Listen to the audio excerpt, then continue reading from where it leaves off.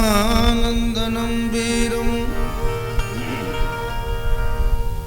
जानकी शोकनाशनं कपीसमक्षहन्तारं वन्दे लङ्काभयङ्करं।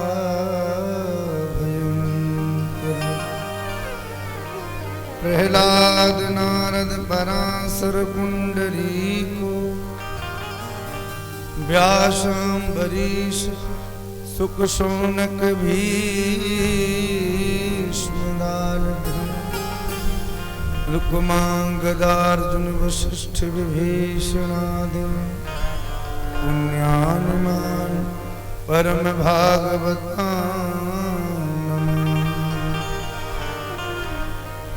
वंदे विदेह तनया पद पुंडरीकम् कहि सौर सौरभ समाहित योगिचित्तम् हन्तुं त्रितापमनिशं मुनिहंस सेव्यं सन्मानशाल परिपीत परागतम्।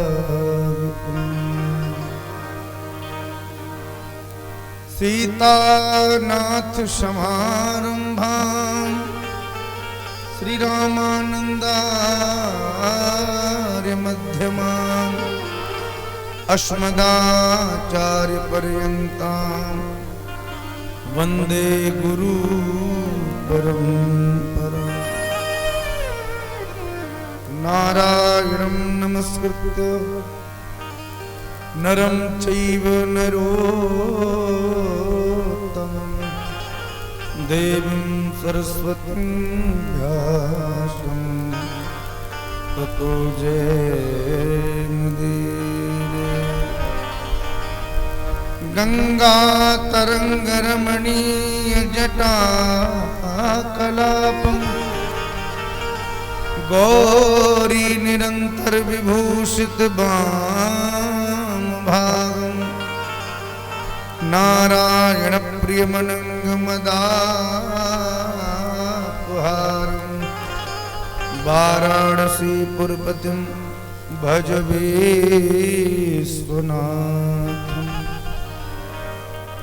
अतुलित बलधामं हेमशैलावदेहं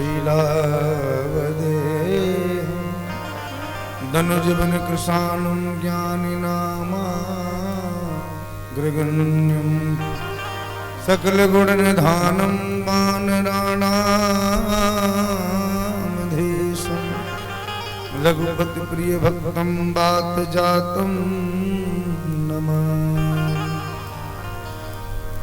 यत्र यत्र रघुनाथ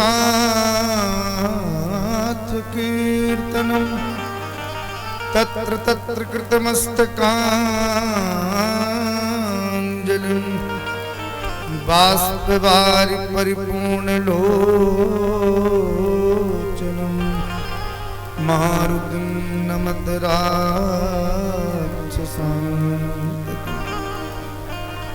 भक्ति भक्ति भगवंत गुरु चतुर्नाम बपू एक, इनके पद वंदन किए नाशत विघ्न। तुलसीदास जी के पद कमल बारंबार मनाव, गुण गावों सिया राम हनुमत हो सहाय। श्री सीताराम जी महाराज की, श्री हनुमान जी महाराज की, श्री रामचरित मानस जी की, जगत गुरु स्वामी श्री रामानंदाचार्य भगवान की, श्री सद्गुरुदेव भगवान की, सर्व संत वैष्णव भगवान की, शंकर भगवान की, सब संतन की, शिव भक्तन की, गोस्वामी तुलसीदास जी महाराज की, गौ माता की जय जय श्री सीताराम, जय जय श्री राधेश्याम। नमः पार्वती पते हर हर महादेव। सभी लोग बड़े ही भाव के साथ अपनी मन और वाणी को भगवान के चरणों से जुड़ें। श्री सीताराम जी महाराज की जय। ग्रंथ अनमोल है अपूर्व पूर्व ग्रंथन ते, ग्रंथ जनमोल है अपूर्व पूर्व ग्रंथन थे। यद्यपि प्रसंग सब मिलत जुलत है, प्रेमी बन नाचे जाचे भक्ति सिय राघव की। दृग खोली बाँचे दृग हिये के खुलत हैं, बनत राजेश चित्त प्रेम को जो रंग चढ़े। मानस पड़े ते मेल मानस के धुलत हैं, राम गुण अनेक कवि वृंद किंतु तुलसी की तुलना में को ना तुलत है। तुलसी की तुलना में को ना तुलत है। बोलो गोस्वामी तुलसीदास जी महाराज की। भव सागर चहे पा जो पावा, भव सागर चहे पावा, भव सागर चहे पा जो पावा, भव सागर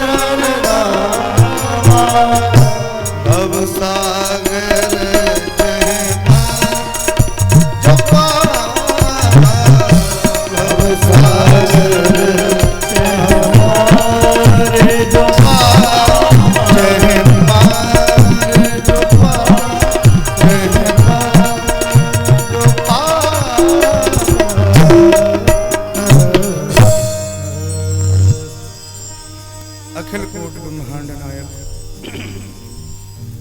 परात्पर परब्रह्म परमात्मा असंख्य कल्याण गुणगण निलय कल्याणी कृतान परमानंद कंदचन मूर्ति भक्त वांछा कल्पतरु कृपा सिंधु दया सिंधु वात्सल्य सिंधु अकारण करुणा वरुणालय शरणागत वत्सल भगवान श्री सीताराम जी की महती कृपा करुणा से आपके इस पवित्र पावन ग्राम में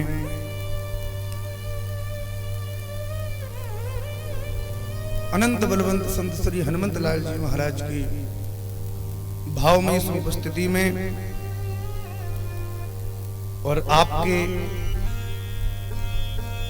समस्त ग्रामवासियों का और हमारा इतना परम सौभाग्य है कि जहाँ जहाँ भगवान की कथा होती है वहाँ हनुमान जी की भावमयी उपस्थिति का अनुभव करना पड़ता है। और आप इतने धन्य हैं कि साक्षात हनुमान जी आपके बगल में सुंदर भाव मुद्रा में विराजमान हैं और भगवान की मंगलमयी कथा के रसिक श्रोता श्री हनुमान जी प्रत्यक्ष जहाँ विद्यमान हैं। ऐसे हनुमान जी की पवित्र पावन उपस्थिति में दूर दूर से पधारे हमारे समस्त भक्तों की उपस्थिति में, समस्त ग्रामवासियों की उपस्थिति में एवं हमारी श्रद्धामयी माताओं की पवित्र पावन उपस्थिति में हम सभी लोग अपने जीवन में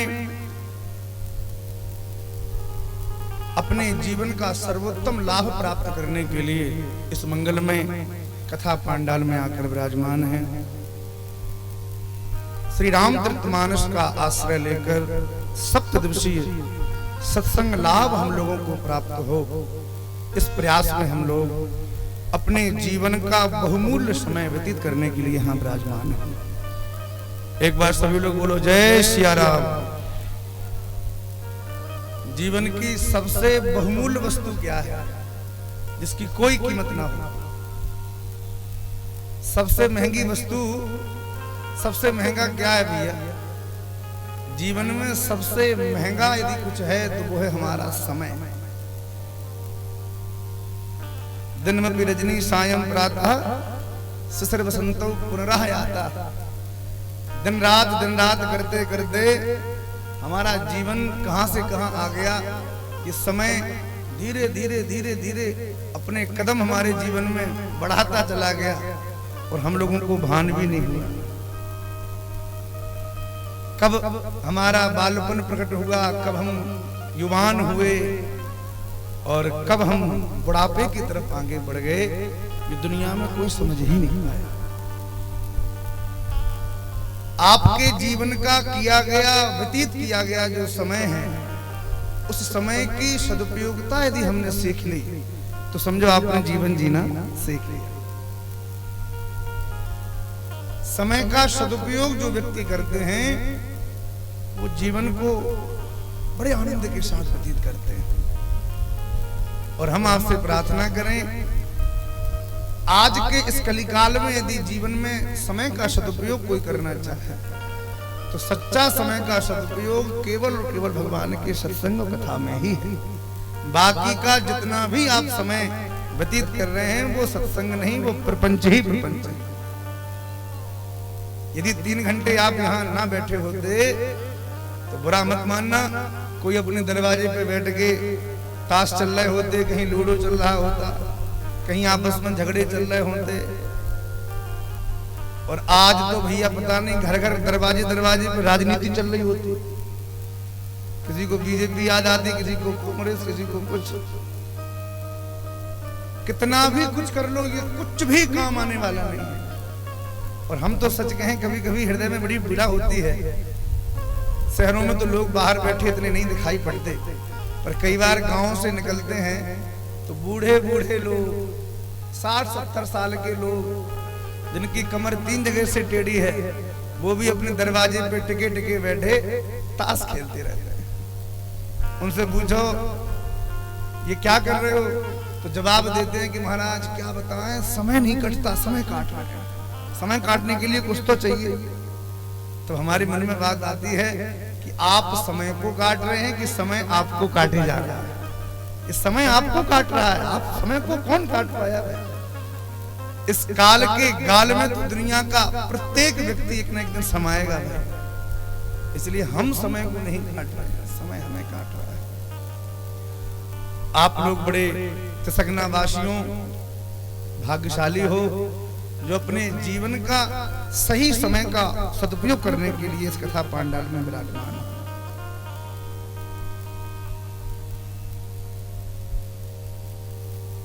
भगवान ने हमको 24 घंटे दिए। 24 घंटे में हम यदि ईमानदारी से विचार करें तो 24 मिनट भी भगवान के लिए हम नहीं निकाल सकते। कभी विचार किया? 24 मिनट एक घड़ी। पर गोस्वामी जी कितनी प्यारी बात कहते हैं। गोस्वामी जी कहते हैं कोई बात नहीं भाई, तुम लोग बड़े व्यस्त हो, चलेगा। यदि एक घड़ी भी नहीं निकालते, एक घड़ी आधी घड़ी, चलो एक घड़ी नहीं है तो आधी घड़ी आ जाओ, 12 दूनी 24, 12 मिनट ही निकाल लो। बोले इतना भी नहीं है। गोस्वामी जी बोले कोई बात नहीं, एक घड़ी आधी घड़ी, आधी में पुण्य, आधे में भी आधा कर दो। तुलसी संगति साधु की हर कोटि अपराध। थोड़ी देर का सत्संग अनेक जन्म जन्मांतरों के पापों को नष्ट कर देता है। ये भगवान के सत्संग की कृपा है। भगवान की स्मृति सत्संग की कृपा से हमारे चित्त में विराजमान हो जाए, यही इस सत्संग का लाभ है। बोलो जय श्री राम। हमारे गिरिराज गोवर्धन में वास करने वाले जो साक्षात, जिनको ब्रजवासियों ने गिरिराज जी के रूप में ही स्वीकार किया, ऐसे परम श्रद्धेय परम पूजनीय श्री पंडित जी महाराज, जिनके नाम को लेने की तो हमारी सामर्थ्य नहीं है, उनको प्राय लोग पंडित जी महाराज कहा करते थे। ऐसे पंडित जी महाराज से जब श्री हमारे मलुकपीठ वाले महाराज जी के जो सदगुरुदेव भक्तमाली जी हैं, उन्होंने सहज में प्रश्न किया कि आप दिन भर गिरिराज जी की तरफ मुंह करके बैठे रहते हो, इतनी भी भगवान की स्मृति करनी पड़ती है क्या? आप हमें आज ये बताइए कि भगवान की कितनी याद करनी चाहिए, कितनी याद साधक करे जिस याद से भगवान उसका कल्याण कर दे। पूज्य पंडित जी ने बड़ा प्यारा जवाब दिया, साधकों के लिए उन्होंने जवाब दिया कि भक्तमाली जी, यदि कोई व्यक्ति 23 घंटा 59 मिनट और 59 सेकंड भगवान को याद करता है और 1 सेकंड की भी यदि भगवान की विस्मृति कर देता है तो अभी वो पक्का साधक नहीं है, कच्चा साधक है। 24 घंटे में पूरा समय भगवान के लिए जिसका व्यतीत हो वो सच्चा साधक है। बातें कहने में बड़ी प्यारी लगती हैं पर इनको जीवन में उतारना उतना ही कठिन है। हमने भगवान की स्मृति करना सीखा ही नहीं, भगवान की याद हमको आई नहीं। एक बार स्वामी श्री रामकृष्ण परमहंस जी के पास कोई साधक पहुंचे, गंगा के किनारे कलकत्ता की भूमि पर विराजमान थे, ध्यान में बैठे थे। कोई साधक आया और कहा, स्वामी जी भगवान को प्राप्त करने के लिए कितनी याद करनी पड़ेगी? स्वामी जी मौन रहे, कोई जवाब नहीं दिया। थोड़ी देर बाद फिर पूछा, अरे स्वामी जी बोलते क्यों नहीं? स्वामी जी मौन रहे। सोचा कि शायद ध्यान में है, कोई बात नहीं, बाद में जवाब देंगे। तब तक गंगा जी स्नान ही कर लें।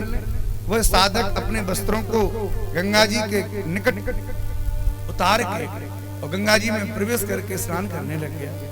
जैसे गंगा जी में डुबकी लगाई, स्वामी जी ध्यान तो लगा ही रहे थे, तुरंत उठ के खड़े हुए और उस डुबकी लगाने वाले व्यक्ति के पास जाके स्वामी जी ने बड़ी तेजी से उसके सिर को गंगा जी में दबा दिया। इतना तेजी से दबाया कि वो छटपटाने लगा। स्वामी जी फिर भी दबा के रखे। पानी में बाहर का व्यक्ति तो ताकत लगा सकता है, पर पानी में रहने वाला कितना भी बल लगावे वो क्या करे। स्वामी जी ने दबा के रखा। अंततः उस व्यक्ति ने अपनी संपूर्ण शक्ति लगाई और पूरा प्रयास करके जैसे ही बाहर निकला और देखा कि सामने स्वामी जी हमारे सिर को दबा रहे हैं। तमाम गालियां दी महाराज स्वामी रामकृष्ण परमहंस जी को। तुम साधु हो, संत हो, अरे महादुष्ट हो, आपके हृदय में दया नहीं है? थोड़ी देर और यदि आप हाथ ऊपर न करते या मैं अपना बल न लगाता तो मेरे प्राण ही निकल जाते, मैं मर जाता। स्वामी जी मुस्कुरा के अपने स्थान पर बैठ गए। उस व्यक्ति ने कहा कि हमने इनको इतनी गाली दी, इन्होंने कोई जवाब ही नहीं दिया। बाद में जाके कहा, स्वामी जी आपने ऐसा क्यों किया हमारे साथ? स्वामी जी ने कहा, तुमने प्रश्न किया था ना कि भगवान को मिलने में कितनी याद करनी पड़ती है। तो एक बात बताओ, हमने जब तुम्हारे सिर पर हाथ रखा, तुमको दबाया, तुम्हें कैसा लग रहा था? अरे स्वामी जी ऐसा लग रहा था कि बस अब तो प्राण निकलने वाला। फिर थोड़ी देर में कैसा लगा? अरे कुछ मत पूछो, जब तो हमने पूरा बल जब हमने लगाया तब तो हमें लग रहा था कि बस 1 मिनट और यदि आप हाथ ऊपर ना करो तो प्राण निकल ही जाएंगे, अब मैं बचने वाला नहीं। स्वामी जी ने मुस्कुरा के कहा कि जितनी पीड़ा तुम्हें अभी हो रही थी ना, इससे करोड़ों गुनी पीड़ा जब तुम्हारे हृदय में प्रकट होगी तब भगवान तुम्हारे सामने प्रकट हो जाएंगे, तुम्हें ढूंढना नहीं पड़ेगा। क्योंकि हमारे भीतर भगवान से मिलने की वो पीड़ा है ही नहीं। भगवान की स्मृति भी हमको तब आती है जब जीवन में अनेक संकट हमारे सामने प्रकट हो। संकट में तो भैया दुनिया भगवान को याद कर देती है। कहे हनुमंत विपति प्रभु सोए, कहे हनुमंत विपति प्रभु सोए, कहे हनुमंत विपति प्रभु सोई, कहे हनुमंत विपति प्रभु सोई, जब तब सुमिरन भजन न होए, जब तब सुमिरन भजन न होए। संकट के काल में भगवान की ज्यादा स्मृति आती है। हम आप लोगों को दूसरों की क्या बात बताएं, हम अपने जीवन की घटना यदि आपको बताते हैं। हम 2011-12 में हमारे पूज्य गुरुदेव भगवान मलुकपीठ वाले महाराज जी, पथबिड़ा वाले महाराज जी, वृंदावन के जितने गणमान्य संत थे, सब महात्माओं ने नर्मदा जी की परिक्रमा लगाई। नर्मदा जी की परिक्रमा जब लगाते हैं ना, तो एक जगह ऐसी आती है जहां समुद्र में करीब 4 से 5 घंटे जहाज से यात्रा करनी पड़ती है। नर्मदा जी को पार करना पड़ता है। जहां नर्मदा जी का समुद्र में संगम है, जहां तक नर्मदा जी की धार बहती हुई समुद्र में मिल रही है, उससे आगे तक पूरी परिक्रमा करनी पड़ती है। परिक्रमा करी, समुद्र में बैठने के लिए संध्या हो गई, शाम होने लगी। शाम के समय प्रायः समुद्र में लहरें तीव्र हो जाती हैं। शाम के समय लोगों ने कहा कि अब पार मत करो महाराज, रात्रि रुक जाओ, कल कर लेना सुबह। पर संतों की अपनी हट होती है, साधु की भी एक हट है। महात्मा बोले नहीं नहीं नहीं, वो फिर समय वो हो जाएगा, नहीं चल, अभी चलो बैठो। वहां पर किनारे रहने वाले जो जहाज वाले थे, उन लोगों को भी भय लग रहा था कि भाई अब हम नहीं जा सकते, लहरें बहुत बढ़ गई हैं, अब खतरा हो सकता है। संत बोले नहीं नहीं चलो, कुछ नहीं होगा, राम जी रक्षा करेंगे। ठीक है भाई। एक जहाज वाला बोला हमारे पास जहाज तो है पर छोटा है, खुला हुआ है, बंद नहीं है, आप लोग बैठ जाओ तो हम पार करा। ठीक है। उस जहाज में हम जितने भी बड़े बड़े महात्मा थे सब उसमें बैठे। दास भी चरणों में बैठ गया। किनारे किनारे जब तक जहाज चलता रहा तब तक तो कोई बात नहीं। 1-2 घंटे के बाद जैसे ही वो जहाज बीच समुद्र में पहुंचा, ना इधर किनारा ना उधर किनारा, कहीं कुछ ना दिखे, ना कोई टापू दिखे, ना आसपास कोई जहाज दिखे। और समुद्र की लहरों ने इतनी तीव्रता प्रकट करी, ऐसी ऊंची ऊंची लहरें समुद्र में आवे कि जहाज कम से कम 10 फीट ऊपर जाए, फिर नीचे जाए, फिर ऊपर जाए। जैसे ही नीचे होता था तो लगता था कि अब तो जहाज समुद्र में गया।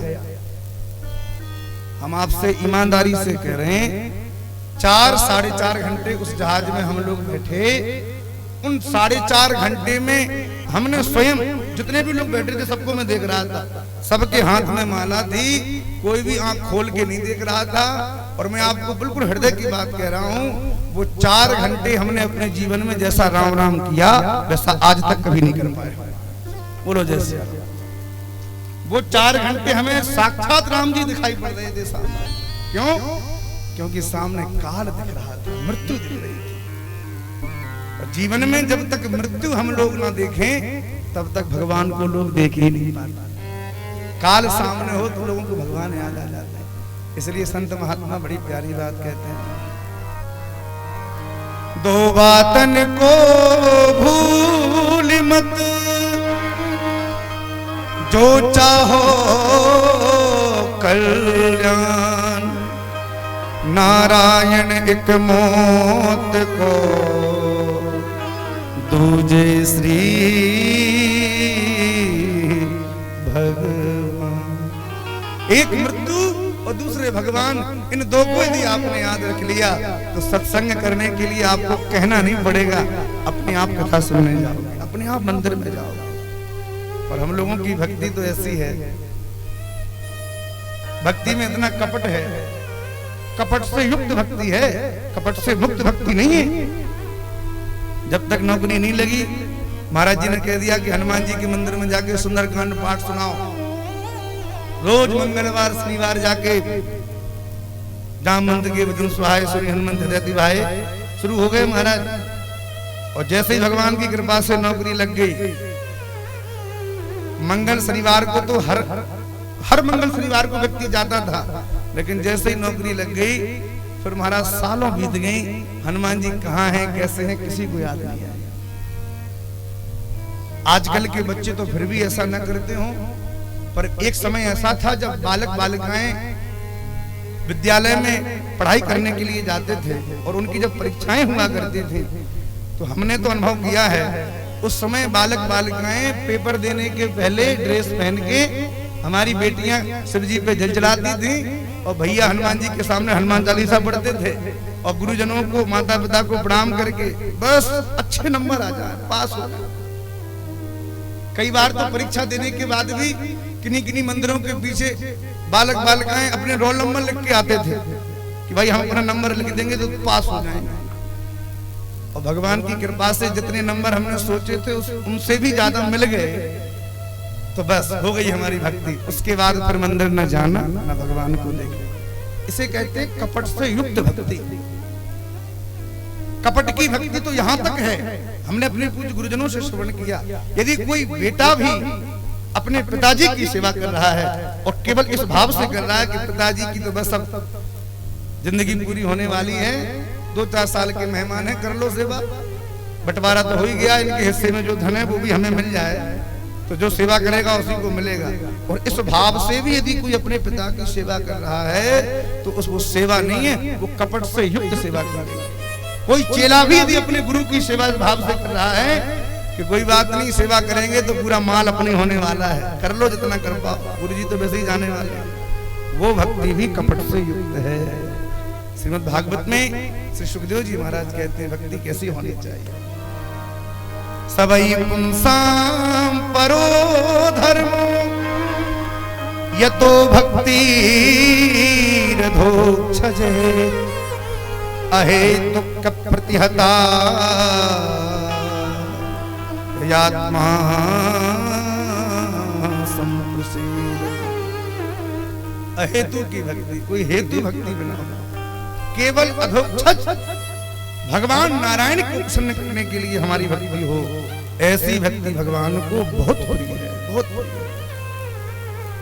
भगवान की प्रसन्नार्थ भगवान की भक्ति करनी चाहिए, अपनी मन की इच्छाओं को पूरा करने के लिए भक्ति नहीं करनी चाहिए। बोलो जय सिया राम। ये सद्बुद्धि यदि हमारे चित्त में जागृत हो गई तो समझ लेना कि सत्संग का लाभ आपको मिल गया। लेकिन नहीं हो पाता। कई बार कथाओं में भी भीड़ वहां ज्यादा होती है जहां लोगों के मन की इच्छाएं पूरी हो जाए। हमारे बेटे की नौकरी लग जाए, हमारे बहू के बेटा हो जाए, हमारा स्वास्थ्य ठीक हो जाए, ऐसा कुछ, इन भावनाओं से लोग ज्यादा एकत्र होते हैं। हमने अच्छे से अनुभव किया है। निष्काम निष्कपट भक्ति किसी को नहीं चाहिए। आज के समय में लोगों को भगवान नहीं चाहिए, भगवान से चाहिए। भगवान से जो मिले सो मिले, भगवान की क्या जरूरत है? भगवान तो घर में ही बैठे, हमारे उनसे क्या मिलने वाला है? हमारे काम बन जाए, ये भावना लोगों की ज्यादा ऐसी भक्ति भगवान को ज्यादा उत्तम भक्ति इसको नहीं कहेंगे। लेकिन गोस्वामी तुलसीदास जी महाराज ने श्री रामचरितमानस में ये जो चौपाई प्रकट की, भव सागर चह पार जो पावा, राम कथा ताका धन नामा। राम जी की कथा इस भव सागर से पार ले जाने वाली है। अच्छा, एक बात आप लोग बड़े ध्यान से समझें, एक तो भव सागर और एक समुद्र सागर। समुद्र की जो हम बात आपको बता रहे थे। अच्छा, भव सागर और समुद्र में, इस सागर में ज्यादा कोई अंतर नहीं है, दोनों में उथल पुथल होती रहती है। संसार सागर में भी उथल पुथल चलती है और भव सागर में भी उथल पुथल चलती रहती है। कभी लहरें ऊपर चली जाएं, कभी नीचे आ जाएं। और गोस्वामी जी महाराज जी ने बड़ा प्यारा संकेत कर रहे हैं, गृह कारज ना जंजाल, गृह कारज ना जंजाल, ते अति दुर्गम शैल विशाल, ते अति दुर्गम संसार में और सागर में दोनों में उथल पुथल है। इनमें केवल एक ही चीज बदलती है। क्या? बोले इनमें कभी कुछ बदलता ही नहीं है, यही इनका बदलना है। ये हमेशा एक जैसा चलता है। और देखो, सागर भी दूर से बड़ा आकर्षित करता है। समुद्र को दूर से देखो तो कितना प्यारा लगता है। अरे भाई, हम भी नहावे, आनंद ले। कभी जगन्नाथपुरी जाके देखना, एकदम सफेद जल, बड़ा प्यारा लगता है समुद्र। लेकिन जितना आकर्षण उसको देखने में हमको प्रतीत होता है, यदि कोई एक अंजलि जल समुद्र का पी ले तो बताओ वो आकर्षण है कि नहीं है? मुंह कड़वा हो जाएगा, अरे ये क्या कर दिया हमने। जैसे ही जल मुंह में जाएगा उसकी असलियत सामने आ जाएगी। ऐसे ही संसार है। संसार दूर से बड़ा लुभावना लगता है, बड़ा प्यारा लगता है, देखने में लगता है कि बड़ा प्यारा है संसार। पर जैसे ही संसार में व्यक्ति प्रवेश करता है और उसकी असलियत सामने आती है तो पछताता, अरे हम कहाँ प्रवेश कर गए महाराज, ये तो बड़ा गड़बड़ है महाराज, बड़ा कड़वा है। दोनों में बराबर लक्षण है। और एक सबसे प्यारा लक्षण कौन सा? सागर के एक किनारे खड़े हो जाओ और दूसरे किनारे को देखो, दिखता है क्या? अरे सागर तो छोड़ो, कोई बड़ा तालाब भी यदि आ जाए ना, तो एक किनारे खड़े हो जाओ तो दूसरा किनारा देखोगे तो दिखेगा नहीं। जल और आकाश एक हो जाते हैं, किनारा नजर नहीं आता। जैसे सागर का एक किनारा दिखाई देता है, दूसरा नहीं दिखाई देता है, पर इससे ये सिद्ध नहीं होता कि दूसरा किनारा नहीं है। दूसरा किनारा है पर हमें दिखाई नहीं पड़ रहा है। ऐसे ही संसार में जन्म का किनारा तो दिखता है पर मृत्यु का किनारा नहीं दिखाई पड़ता। इससे सिद्ध ये नहीं होता कि मृत्यु नहीं है, मृत्यु तो निश्चित है पर वो हमको अभी दिखाई नहीं पड़ रही है।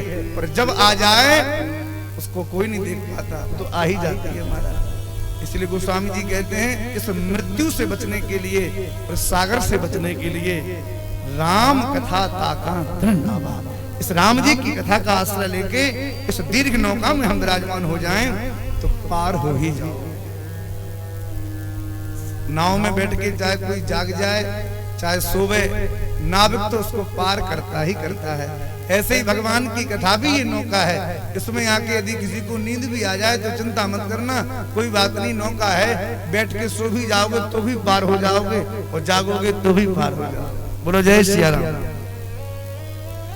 क्योंकि बहुत से लोग श्रोताओं के बीच में कुछ सोता भी आ जाते हैं ना, वो पंडाल में प्रवेश करने के पहले उनकी दृष्टि इसी बात को देखती है कि कहीं ऐसी जगह बैठो जहां टिकने का जुगाड़ बन जाए, पीठ को सहारा मिले और एकदम चैन के साथ बैठे। और 2.5-3 घंटे में ऐसी नींद पूरी होती है उनकी, पूछो मत। अच्छा, बहुत से लोग होते ऐसे हैं कि वो बैठ भी जाते हैं और दिखाते ये हैं कि हम जग रहे हैं। जैसे ही व्यास जी कोई बात कहें, जय बोले, तुरंत आंख खोलेंगे, हाँ क्या बात है, क्या बात है, और फिर थोड़ी देर में आंख बंद कर लेंगे, फिर सो जाएंगे। बहुत लोग ऐसे देखे। और बगल वाला व्यक्ति जगा के, भाई सो रहे हो? किसने कहा सो रहे हैं, जग रहे हैं। एक बार एक कथा में एक सज्जन गए, बार बार सो जाएं, बगल वाला व्यक्ति बार बार जगावे, अरे महाराज उठो, महाराज फिर आंख खोलें, बार बार जगावे, अरे भाई हम जग रहे हैं, सो नहीं रहे हैं, हम जग रहे हैं। फिर नींद आ जाए, बगल वाले ने सोचा कि अब तो गहरी नींद में, अब तो हिला के देखें, फिर धीरे से हिलाया, फिर कहा कि जग रहे हैं भाई। अपने मन से 2-3 बार कहें जग रहे हैं, जग रहे हैं, जग रहे हैं। थोड़ी देर में फिर नींद आ गई तो बगल वाले ने हिला के कहा कि भाई जिंदा हो कि नहीं? बोले जग रहे हैं। तब बात सिद्ध हो गई कि तुमने मेरी बात ही नहीं सुनी, इससे आप निश्चित है कि सो रहे। कथा में नींद बड़ी प्यारी आती है। अच्छा, नींद क्यों आती है? इसके 2 कारण हैं। एक तो ये कारण है कि जब किसी बोतल में गंदा जल भरा हो और हम पाइप लगा के स्वच्छ जल उसमें भरें, तो आप समझना मेरी बात को, उस पाइप को यदि हमने सीधा बोतल में लगा दिया और नल चालू किया तो उस पाइप का पानी तो बाद में निकलेगा, उस बोतल के तल में जो गंदा जल है वो सबसे पहले ऊपर आएगा। कभी देखा होगा आपने, वो गंदा जल पहले बाहर आएगा। सत्संग करने के लिए जब भी हम बैठते हैं तो हमारे जन्म जन्मांतरों के पाप इतने व्याकुल हो जाते हैं कि वो पाप हमको छोड़ छोड़ के भागते हैं। और जब भागते हैं तो कहां से भागे, वो मन मस्तिष्क में आके बैठते हैं। उस स्थिति में यदि हमने अपने आप को संभाल लिया तो पाप दूर हो जाएंगे। और यदि हम पापों के प्रभाव में हम सोने लग गए तो पापों का कब्जा पर हो जाता है, वो सत्संग को सुनने नहीं देता, इसलिए नींद आती है। दूसरा कारण एक और है, थोड़ा ध्यान से सुनेंगे। घर में भी व्यक्ति जब सोता है तो सोने के कितने प्रयत्न करता है। एकांत चाहिए, कोई बालक शैतान ना करे, खटपट की कोई आवाज ना आनी चाहिए, एकदम बढ़िया ठंडक हो, बढ़िया कूलर एसी चल रहा हो, चैन की नींद ली जाए, लाइट बंद कर दो तब सोएंगे, ऐसे नहीं सोएंगे। कितने प्रयत्न करते हो भाई घर में सोने के लिए, लेकिन कथा में इतने बड़े बड़े साउंड चल रहे हैं, बड़े बड़े कूलर चल रहे हैं, और ये साउंड केवल रखे नहीं है, हम भी इसमें गरज रहे हैं, हमारी भी आवाज आपकी कानों में जा रही है, लेकिन फिर भी कथा में हम लोगों को बड़ी प्यारी नींद आती है। जैसे नींद दवा खाने के बाद भी नहीं आती, उससे अच्छी नींद कथा सुनने में आ जाती है। क्यों? क्योंकि दुनिया में कथा से ज्यादा शांति अन्यत्र कहीं है ही नहीं। सबसे ज्यादा शांति यदि कहीं चित्त को मिलती है तो भगवान की कथा में मिलती है, इसलिए कथा में। कितनी भी परेशानी किसी के जीवन में क्यों न हो, पर भगवान की कथा में यदि वो बैठ जाए तो भैया उसकी परेशानियां थोड़ी देर के लिए उसको मुक्त कर देती हैं। वो भगवान के चरणों में उसका मन लग जाता है। ऐसी अनुपम भगवान श्री राघवेंद्र सरकार की राम कथा का हम लोग आश्रय ले रहे हैं। श्री गोस्वामी तुलसीदास जी महाराज के वंदना क्रम को हम लोग श्रवण कर रहे हैं। कल भगवान के अद्भुत महा महिमामय भगवान के नाम की कल हम सबने महिमा सुनी और श्री हनुमान जी की वंदना पर कल की कथा का हमने विश्राम किया। हनुमान जी महाराज भगवान के बड़े प्रिय हैं। हनुमान जी की जैसी सेवा, हनुमान जी के जैसी भगवान के चरणों में प्रीति संसार में किसी की नहीं हो पाई। आप कहोगे ऐसा कैसे कह सकते हो, बड़े बड़े भक्त हुए हैं। देखो, भक्तों के हृदय में भगवान विराजें ये स्वाभाविक बात है। प्रत्येक भक्त में भाई कोई गुण हो या ना हो, पर इतनी भक्ति तो जरूर की होगी कि हृदय में भगवान आ जाएं। पर भगवान के हृदय में जब भक्तों ने झांक के देखा तो भगवान के हृदय में कौन होता है भाई? भगवान के हृदय में हनुमान जी महाराज विराजमान। ये हनुमान जी महाराज की सत्ता है। एक बार भगवान प्रभु श्री राम 14 वर्ष की वनवास की यात्रा पूर्ण करने के बाद अयोध्यापुरी पधारे। थोड़ा ध्यान से सुनेंगे। अयोध्या में राज सिंहासन पर भगवान श्री राघवेंद्र संकट विराजमान हैं। कई दिन व्यतीत हो गए तो श्री लखनलाल जी ने राम जी से कहा, प्रभु वनवास के क्रम में अनेक वानरों ने, अनेक भक्तों ने आपकी सेवा करी और हम चाहते हैं कि जिन जिन ने आपकी सेवा करी उनको एक बार अयोध्या वासियों के सामने, अवध वासियों के सामने सम्मानित किया जाए, उनको पुरस्कार दिया जाए। कोई भी व्यक्ति हो सेवा जब करता है तो मन में कहीं ना कहीं भाव आता है कि भाई हम जिनकी सेवा कर रहे हैं वो एक बार कम से कम प्रेम से देख तो ले हमें कि हम सेवा कर रहे हैं। और आज के समय में तो ये बड़ी, पहले के जमाने में लोग सेवा करते थे पर सेवा दिखाते नहीं थे, पर आज के समय में लोग सेवा करना तो कम चाहते, दिखाना ज्यादा चाहते। पहले के जमाने में सेवक दिखता नहीं था, सेवा दिखती थी। आज के समय में सेवक ही सेवक दिखेंगे पर सेवा कहीं देखने में नहीं आएगी। और जो व्यक्ति सेवा करेगा भी ना तो वो तब करेगा जब सामने स्वामी कहीं खड़ा हो, फट्टी उठा के भी रखेगा, फर्श को भी घड़ी करेगा, झाड़ू उठा के झाड़ू भी लगाएगा, तो देखेगा कि हमारे स्वामी जी देख रहे हैं कि नहीं देख रहे हैं कि हम झाड़ू लगा रहे हैं। और केवल इतना ही सीमित हो ऐसा नहीं है, उनके मन में ये भाव भी आता है कि हम सेवा कर रहे हैं तो हमारे स्वामी जी हमें देखें भी और हमसे कहें भी, अरे भाई भाई आप क्यों कर रहे हो, आप छोड़ो कोई बात नहीं। ये भी उनके मन की इच्छा रहती है। हनुमान जी महाराज ने जीवन भर भगवान की सेवा करी पर कभी हनुमान जी ने ये बात प्रकट नहीं करी कि हम सेवा करने वाले हैं। भरी सभा में लखनलाल जी ने आज जिन जिन भक्तों ने राम जी की सेवा करी उनके नाम एक डायरी में लिखे और राम जी के सामने एक एक करके नाम लेने लगे। लोग आने लगे और भगवान श्री राम एक एक पुष्पों की माला पहना देते, सम्मान कर देते। थोड़ा ध्यान से सुनना। जैसे लखनलाल जी मंच संचालन करने के लिए राज दरबार में खड़े हुए, उस दरबार में विभीषण जी विराजमान हैं, महाराज सुग्रीव बैठे हैं, नल नील बैठे हैं, जामवंत जी बैठे हैं, बड़े बड़े वानर उस सभा में विराजमान हैं। और उस सभा के बीच में जो लखनलाल जी ने पूरी भूमिका बना के कहा कि राम जी की जिन्होंने पूरे तन मन से सेवा करी, ऐसे भक्तों का मैं नाम ले रहा हूँ। सबसे पहले जिन्होंने अपना सर्वस्व राम जी के चरणों में समर्पण कर दिया उनको मैं बुलाना चाहता हूँ। जैसे ही भूमिका बनी, अयोध्या के लोग बैठे थे, अवधवासी, सबके मन में आया कि भैया सबसे पहले नाम तो हनुमान जी का है, इनके जैसी सेवा तो किसी ने नहीं करी। लेकिन लक्ष्मण जी ने सबसे पहले नाम किसका लिया? बोले जिन्होंने भगवान के प्रति सर्वस्व समर्पित किया, ऐसे श्री महाराज सुग्रीव आवे और भगवान से माला पहने। अवध के लोगों ने सोचा कोई बात नहीं, राजा हैं महाराज सुग्रीव, उनके सम्मान में लखनलाल जी ने पहले नाम, अब तो हनुमान जी का ही नाम आया। दूसरे नंबर पे जैसे लखनलाल जी ने बोला कि अब बड़े वीर बलवान हैं, जो रावण जैसे अतिरथ योद्धा को भी अपने एक मुक्के में जिन्होंने मूर्छा प्राप्त करा दी, सबने सोचा कि अब तो निश्चित हनुमान जी आने वाले हैं। जैसे ही नाम लिया लखन जी ने कि अब श्री जामवंत जी महाराज आवे और राम जी से आशीर्वाद ग्रहण करें। अब तो अयोध्या के वासियों के मन में बड़ी बेचैनी हुई, करे हनुमान जी जैसे भक्त का नाम नहीं लिया जा रहा है इस सभा में और सबके नाम लिए जा रहे हैं, ये तो अनर्थ है, ये नहीं होना चाहिए। थोड़ी देर में नल और नील के नाम ले लिए। थोड़ी देर में और किसी के नाम ले लिया। अवध के वासी जो है ना वो राम जी को बड़े प्रिय हैं। अयोध्या के वासी राम जी के सखा हैं, राम जी से खुले शब्दों में बात कर सकते हैं। एक अवध का वासी उठ के खड़ा हुआ और राम जी से कहने लगा, महाराज ये अन्याय हो रहा है, आपकी जैसी सेवा हनुमान जी ने करी ऐसी सेवा किसी ने नहीं करी, और हनुमान जी का नाम इस डायरी में सबसे अंत में लिख दिया क्या? लखनलाल जी जरा डायरी दिखाइए हमको। लखनलाल जी की डायरी जैसी देखी तो डायरी में हनुमान जी का नाम था ही नहीं। अब तो उसको और बड़ी पीड़ा हुई कि बताओ इतने भक्तों के नाम लिखे पर हनुमान जी का नाम ही नहीं लिखा, तो क्या हनुमान जी को पुरस्कार नहीं मिलने वाला?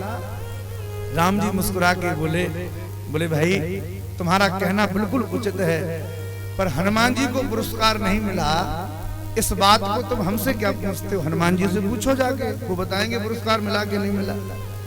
वो अवध का वासी गया हनुमान जी के पास, बोला हनुमान जी आपके मन में पीड़ा नहीं है, आपको कोई पुरस्कार मिला कि नहीं मिला? हनुमान जी ने मुस्कुरा के कहा कि हमको पुरस्कार, हाँ सबको पुरस्कार मिल रहा है, आपको नहीं चाहिए। हनुमान जी ने कहा कि इनको तो जीवन में केवल एक बार पुरस्कार मिल रहा है और हमें तो पुरस्कार हर पल मिलता है। वो कैसे?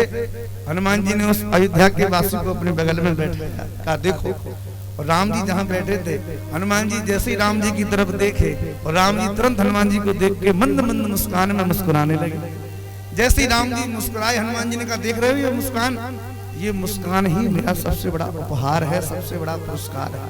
एक सेवक के जीवन में स्वामी की प्रसन्नता ही उस सेवक का सबसे बड़ा पुरस्कार है। इससे बड़ा पुरस्कार उसके जीवन में कुछ और हो ही नहीं सकता। यदि कोई स्वामी अपने सेवक को देख के चिंता में भर जाए, दुखी हो जाए, तो भैया ऐसा सेवक प्राण भी दे देना तब भी स्वामी के मन में प्रसन्नता प्रकट नहीं हो सकती। और कोई स्वामी अपने सेवक को देख के मुस्कुरा जाए, हंस जाए, दो बातें प्रेम की करने, समझो वो सेवक को सबसे बड़ा पुरस्कार मिल गया।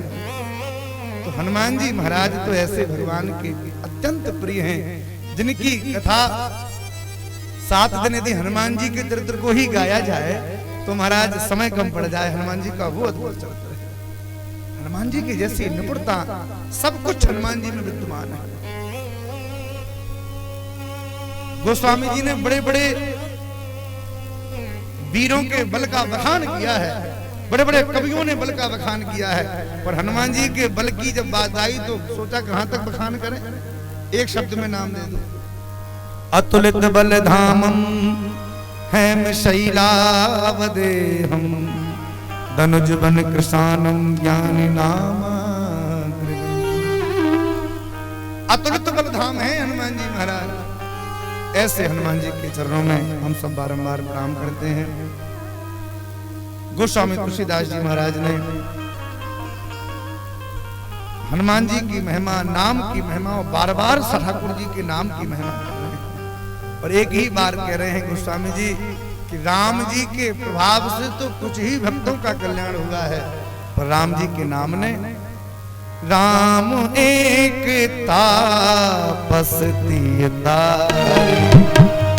राम एक तापस दियता, नाम कोटि खल कुमति सुधारी, नाम कोटि खल कुमति सुधारी। भगवान के नाम ने करोड़ों करोड़ों लोगों का, करोड़ों करोड़ों भक्तों का कल्याण कर दिया, कुमति को भी सुमति बना दिया भगवान के नाम। ऐसी अद्भुत भगवान के नाम की महिमा है। इस नाम को गोस्वामी जी कहते हैं कैसे भी जपो, भाव कुभाव अनख आलसहु, नाम जपत मंगल दिशि दसहु। किसी भी हाल में कैसे भी रहो, नाम जपते रहो। नाम जब जपते रहोगे ना तो नाम अपना असर दिखाएगा। और नाम किसकी तरह जपना है? भरोसे से नाम जपना है। ध्रुव, प्रहलाद, मां सबरी, इनके जैसा नाम हमारे जीवन में जप जाए, इनके जैसा विश्वास प्रकट हो गए पर नाम जपा जाए। आप लोग सब बड़े सत्संगी हैं, कथा सुनते रहते हैं। सबरी जी के चरित्र में क्या है? माता सबरी जी जब बालपन में महर्षि मतंग के स्थान में उन्होंने प्रवेश किया तो माता सबरी जी की उस भक्ति को दुनिया के लोग नहीं देख पाए। किसी भक्त की भक्ति को दुनिया के लोग कभी देख ही नहीं पाते।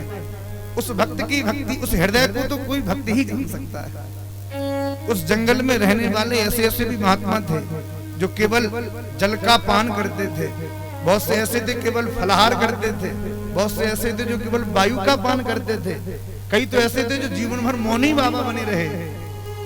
पर उन महात्माओं के मन में भी सबरी जी को मतंग जी के आश्रम में जाते हुए देखकर ये भाव मन में आ गया कि महाराज इस महात्मा की बुद्धि गड़बड़ा गई जो स्त्री को अपने आश्रम में प्रवेश करा दिया। और उन महात्माओं ने ये भक्ता अपराध किया। देखिए हमारे जीवन में बहुत से अपराध ऐसे बन जाते हैं जिनको हम कभी अपनी बुद्धि में उनको सोच ही नहीं पाते कि अपराध भी है कि नहीं है। क्योंकि ये जो बुद्धि है ना, ये दूसरों पे कुतर्क करता है, अपने पे कभी तर्क कुतर्क कभी नहीं करता। अपने में तो 100 में 100 गुण ही दिखाई देते हैं। कभी यदि अपने अवगुण हमको दिखने लग जाए तो समझना भगवान की कृपा हो रही है। एक बार एक व्यक्ति अपने बेटे का विद्यालय में नाम लिखाने के लिए ले गया। अध्यापक थे तो उनसे कहा कि भाई मेरा एक ही बेटा है, बड़ा योग्य है, पढ़ने में अव्वल है, इसके भीतर बहुत गुण है, पर कोई बात नहीं, हम चाहते हैं कि डिग्री मिल जाए तो आप भी इसको पढ़ा दो, कुछ डिग्री मिल जाएंगे। अध्यापक ने सोचा कि वाह भाई वाह, पहली बार बच्चे को लेके आए और उसके गुणानुवाद अपने ही मुंह से गाए जा रहे, कोई बात नहीं, छोड़ दो। 2-3 महीने तक उस बालक ने पढ़ाई करी। पढ़ाई के बाद जब पिताजी आए तो पिताजी ने कहा कि अध्यापक जी कैसा है मेरे बेटे की बुद्धि कैसी है, आपने कुछ अनुभव किया? बुद्धि तो बहुत तेज है हमारे बेटे की, आपने कुछ अनुभव किया? आचार्य जी बोले हाँ हाँ हमने बड़ा अनुभव किया। आपके बेटे में 100 में से 98 गुण हैं, केवल 2 अवगुण हैं बस। पिताजी के मन पर चिंता की रेख प्रकट हुई और उस चिंता को व्यक्त करते हुए पिताजी ने कहा कि आचार्य जी आखिर ये 2 अवगुण कौन से हैं? हमें तो बड़ा आश्चर्य है, हमारे बेटे में तो 100 में 100 ही गुण होने चाहिए, ये 2 गुण कौन से हैं? आचार्य जी ने कहा कि देखो आपके बेटे में 98 गुण हैं, बस 2 अवगुण हैं। कौन से? बोले एक तो ये अपनी जानता नहीं, न किसी की मानता है, बस 2, बाकी तो सब गुण ही गुण। तो हम लोगों की बुद्धि कभी अपने अवगुणों को गिन ही नहीं पाती। पंपा सरोवर के किनारे रहने वाले उन महात्माओं ने माता सबरी के प्रति जब इस भाव को प्रकट किया तो आप विचार करिए कि सबरी ने जब दिन रात भगवान की प्रतीक्षा करी और राम राम कह के अपना समय व्यतीत किया। इनके नाम को सबरी क्यों कहा गया? एक तो सबर जाति में इनका जन्म हुआ और दूसरा भाव एक बड़ा प्यारा भाव प्रकट हुआ कि दुनिया में जब कोई व्यक्ति धैर्य खो देता है तो लोग कहते हैं भाई थोड़ा सब्र तो किया करो, भाई तुम तो बहुत तावले हो जाते हो, थोड़ा सब्र किया। सबरी जी ने अपने जीवन में इतनी सब्र करी, इतनी सब्र करी कि कोई दुनिया में नहीं कर सकता। पूरा दिन भगवान श्री राम की प्रतीक्षा करती थी और शाम तक देखती थी कि अब राम जी आ रहे हैं, अब राम जी आ रहे हैं, अब राम जी आ रहे हैं, पुकारती रहती थी। आ जाओ प्रभु आ जाओ, आ जाओ प्रभु आ जाओ, सबरी निहार है तेरी बात, रमैया प्यारे आ जाओ, सबरी निहार है तेरी बात, रमैया प्यारे आ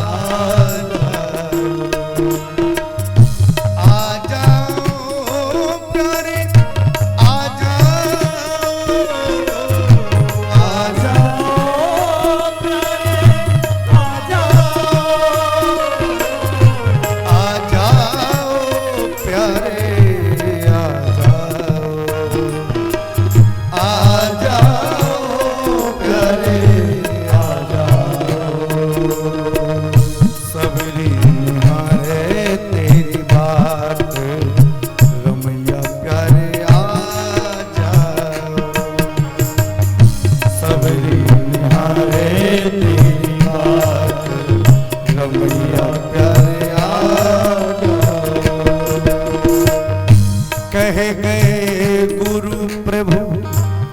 कुटिया में आई हैं, कह गए गुरु प्रभु कुटिया में आई है।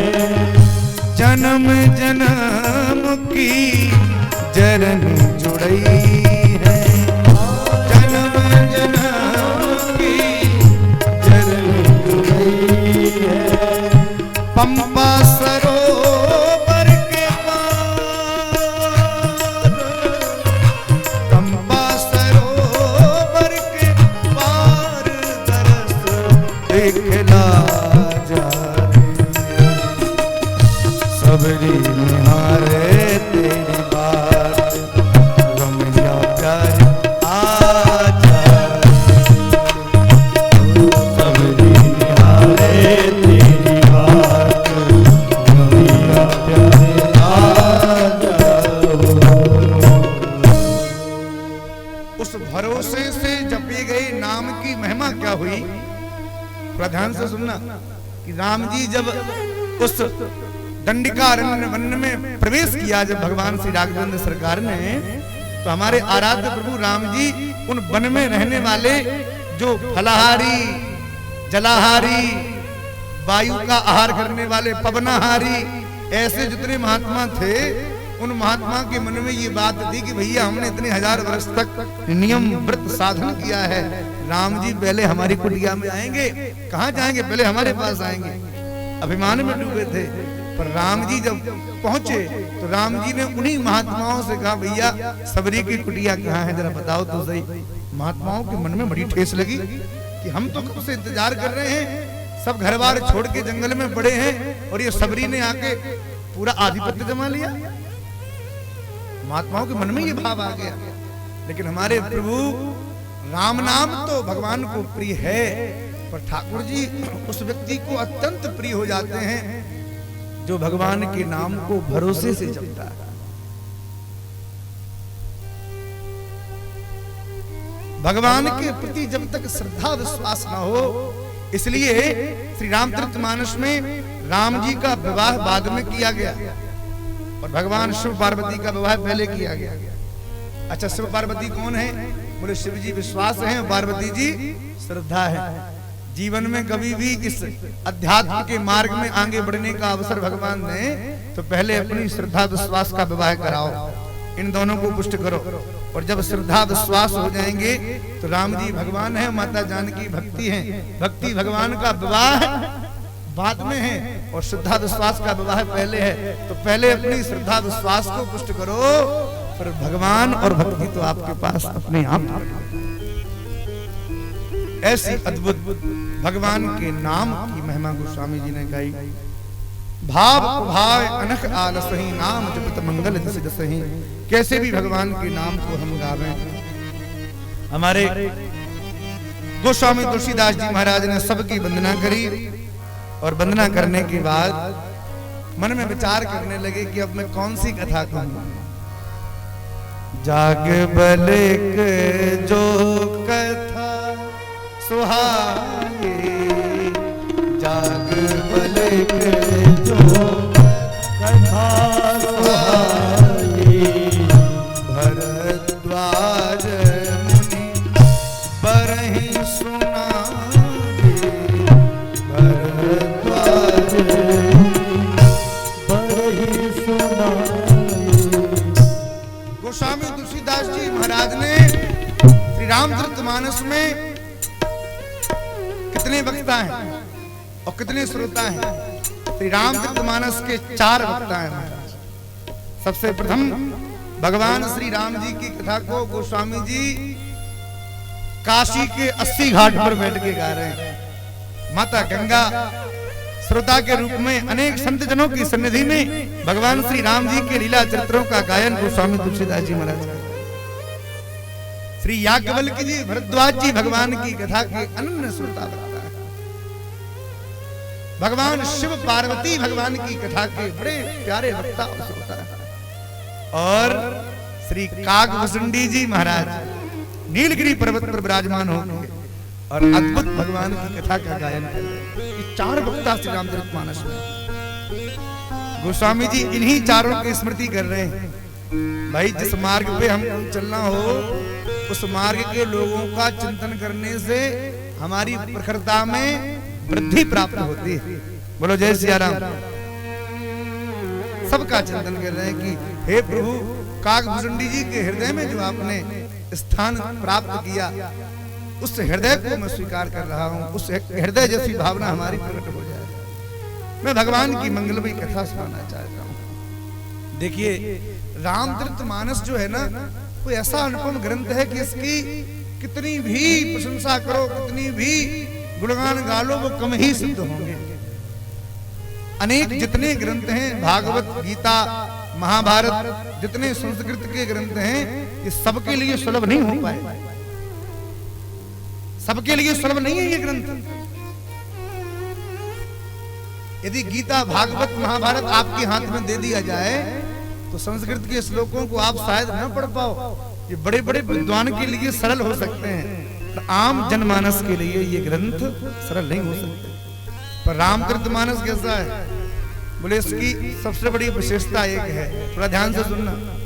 रामचरितमानस आम जनमानस के लिए इतना सहज सरल है कि गांव में रहने वाला, खेती किसानी करने वाला व्यक्ति भी कुछ जाने चाहे ना जाने, पर एक दो चौपाई तो महाराज, एक दो नहीं अनेक चौपाइयां गांव के व्यक्ति अपने व्यवहारिक जीवन में प्रयोग करते हैं। कई बार लोग किसी की बात न माने, कोई काम ऐसा कर दें, अरे बोले हम जानते हैं स्वार्थ ला के करें, सब प्रीति, सब स्वार्थ की प्रीति है तुम्हारी। काबर साहब किसी सुखाने कई बार ऐसी ऐसी चौपाइयों का हम लोग प्रयोग करते हैं। और एक चौपाई तो भैया बच्चे बच्चे को याद है रामचरितमानस में, मंगल भवन मंगल हारी, मंगल मंगल हारी, त्रिभुवन दशरथ अजर बिहारी, त्रिभुवन अजर बिहारी। गोस्वामी जी ने मानस जी को इतना सरल कर दिया कि गांव का बच्चा बच्चा भी मानस जी की चौपाइयों को गा लेता है। अच्छा देखो इसकी विशेषता क्या है कि गांव के सहज सरल व्यक्तियों को ये ग्रंथ अत्यंत सरल है, और बड़े बड़े विद्वानों को बड़ा कठिन है। बड़े बड़े विद्वान एक एक चौपाई पे को झगड़ा करना शुरू कर दे। गोस्वामी जी की एक चौपाई है, वो कौन सी चौपाई थी जिस पे बड़ा झगड़ा, मीडिया में भी बहुत बात, ढोल गमार सूत्र प्रसुनारी सकल ताड़ना के अधिकारी। अरे भाई इस संसार में हम लोगों ने ही अपने ग्रंथों के प्रति प्रश्नवाचक चिन्ह उठाने प्रारंभ किए हैं, अन्यथा संसार में जितने भी लोग अपने अपने धर्म को माने बैठे हैं, वो किसी को माने चाहे ना माने, पर अपने धर्म ग्रंथों के प्रति लोग उंगली नहीं उठाते। पर हमारे देश में भगवान ने पता नहीं क्या लीला करी, हम जितने भी लोग हैं ना आपस में ही अपने अपने ग्रंथ में, उन्होंने वो गलत लिख दिया, ऐसा गलत हो गया, ये ऐसा नहीं ऐसा था, समझ में नहीं आता हमारा। गोस्वामी जी के हृदय को कोई पा सकता है क्या? उन्होंने किस भावना से, किस संदर्भ में, किस प्रकरण में, किस परिप्रेक्ष्य में, किस भाव को कैसे प्रकट किया, ये कोई समझ पाया है क्या आज तक? हम लोगों ने केवल बात पढ़ ली। एक जगह एक सज्जन किसी किताब को लेके आए, बोले देखो हमने पढ़ा है, क्या पढ़ा है? बोले वेद पढ़ना पाप है। कहाँ लिखा? बोले देखो ये लिखा। जैसे ही लिखा तो उसमें लिखा वेद पढ़ना पाप है।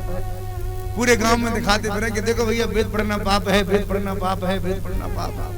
गांव के लोगों ने कहा भाई देखो लिखा तो ग्रंथ में ये दिखा रहा है। भाई किसी समझदार व्यक्ति के पास पहुंचे, बोले क्या दिखा रहे हो? बोले देखो ये लिखा है वेद पढ़ना पाप है। अरे आगे तो पढ़ो क्या लिखा है। जैसे ही पन्ना पलटा तो आगे लिखा था वेद पढ़ना पाप है, अशौच की अवस्था, शौच की अवस्था।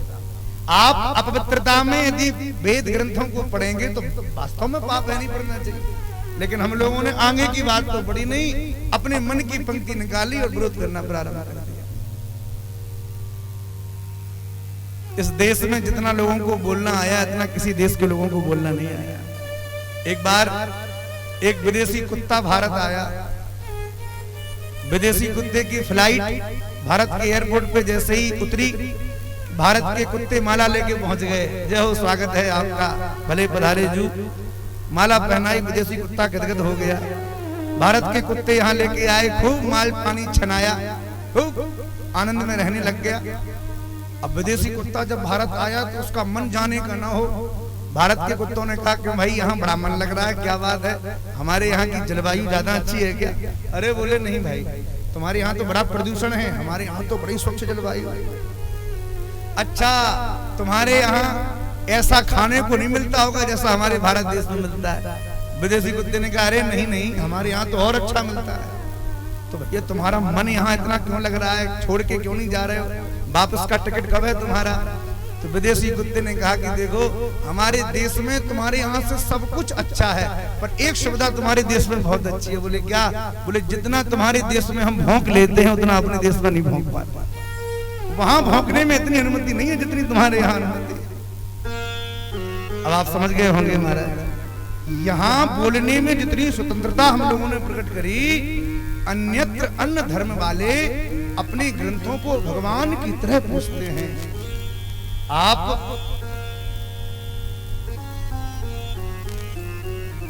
श्री पंजाब में जाके देखें, बड़े बड़े गुरुद्वारों में देखें, उन गुरुद्वारों में किसकी पूजा है? ग्रंथ की पूजा है, राम नाम की पूजा है। ग्रंथ को यथार्थ रूप में स्वीकार करते हैं, साक्षात भगवान के रूप में देखते हैं। पर हम लोगों के मन में ग्रंथ तो छोड़ो, यदि भगवान भी कोई बात कहें तो भी लोग उस बात को काटने के लिए तैयार हो जाएंगे। ये हम लोगों की वृत्ति है। लेकिन गोस्वामी जी ने कितनी सहजता करी, इतनी विशाल 18 पुराणों को सोचा कि लोग कहाँ तक पढ़ेंगे भैया, इनको तो पढ़ने वाले हैं नहीं। तो भाई ऐसा कुछ उपाय करें कि आम जनमानस में इसको सब पढ़ सके, आनंद ले सके। देखिए रामचरितमानस की जो विशेषता, संस्कृत भाषा नारियल तोड़न में कठिनाई। संस्कृत जो है ना वो नारियल की तरह है। यदि आपने उस श्लोक का अर्थ कर दिया, तोड़ दिया श्लोक को, संधि विच्छेद करके उसको व्याकरण के अनुसार आपने उसके अर्थ को अर्थानुसंधान कर लिया, तो वो अर्थ आपको प्रसन्नता प्राप्त करा देगा, समझ जाओगे आप। लेकिन सबके बस की बात नहीं है उसकी अर्थानुसंधान कर पावे। तो संस्कृत भाषा जो है वो नारियल की तरह, फोड़ोगे तब सुख मिलेगा। पर गोस्वामी जी ने क्या किया? संस्कृत भाषा नारियल तोड़न में कठिनाई, गरीब फोर तुलसी धरी जो चाहे सो खाए। गोस्वामी जी ने हमको नारियल नहीं दिया, रामचरितमानस के रूप में नारियल की गरी निकाल के दे दी सीधी कि लो खाओ, सीधा स्वाद लो, तुमको तोड़ने फोड़ने की आवश्यकता नहीं है। वो रामचरितमानस है, अद्भुत रामचरितमानस की महिमा महाराज। और ये ऐसी राम कथा है जिसको सुन के हम और आप तो छोड़ो,